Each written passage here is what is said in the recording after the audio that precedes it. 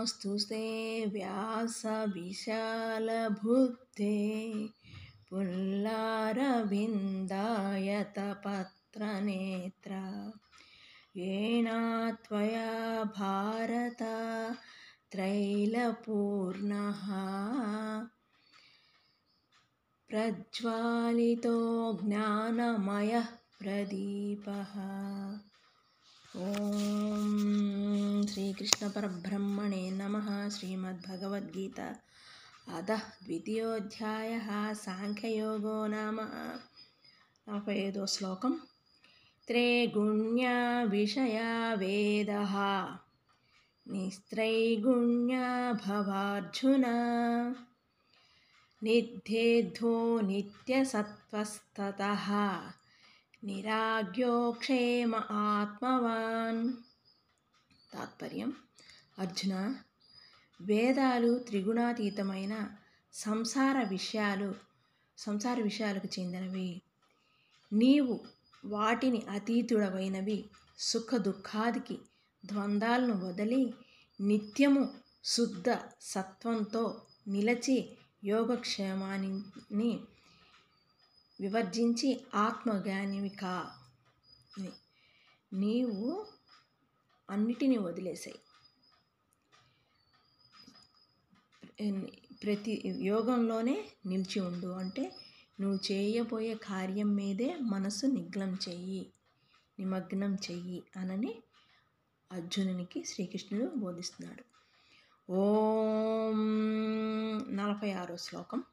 యావానర్థానుదాపానే సర్వతః సంప్లోక్తకై తవాన్ సర్వేషు వేదేషు బ్రహ్మణ్యస్స విజానతః. తాత్పర్యం: అంతటా జలము పొంగిపోతున్నట్టు జల కళాశాల ఉపయోగము ఎంతవరకు అనుభవజ్ఞులైన బ్రాహ్మణునికి అన్ని వేదాల యోగము అంతవరకే. 47 శ్లోకం. కర్మణ్యేవాధికారస్తే మా కర్మఫలహేషు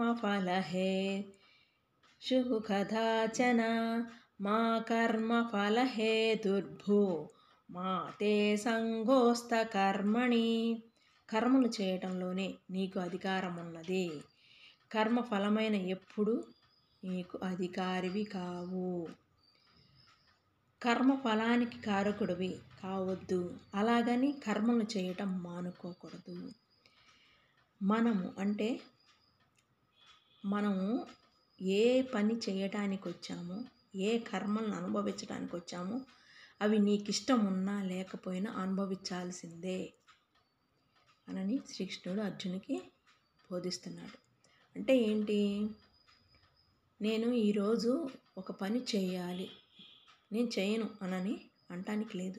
ఆ కర్మ నువ్వు చేయాల్సి వస్తే, అంటే ఆ పని నువ్వు చేయాల్సి వస్తే డెఫినెట్గా ఏదో ఒక రూపంగా పని జరిగిపోతుంది.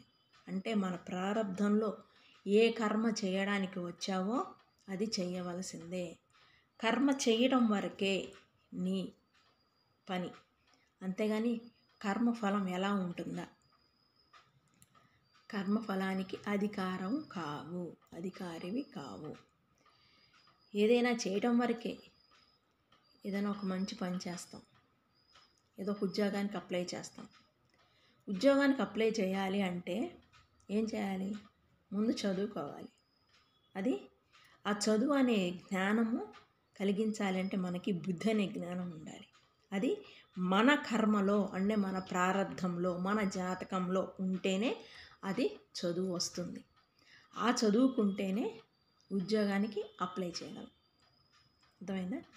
ఉద్యోగానికి అప్లై చేయాలి అంటే చదువు ఉండాలి, జ్ఞానం ఉండాలి, మనకి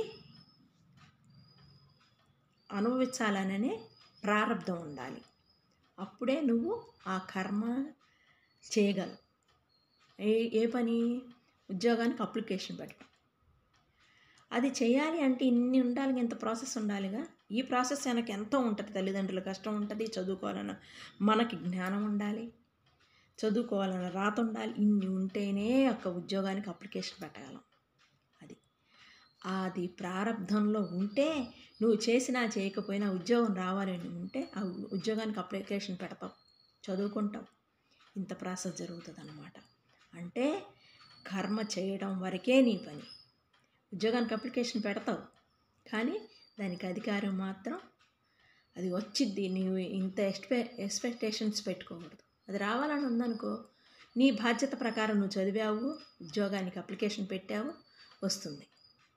అదనమాట. నీ పని నువ్వు చెయ్యి, కర్మకి మాత్రం అధికారివి కావు అని చెప్తున్నారు. జై గురుదేవ.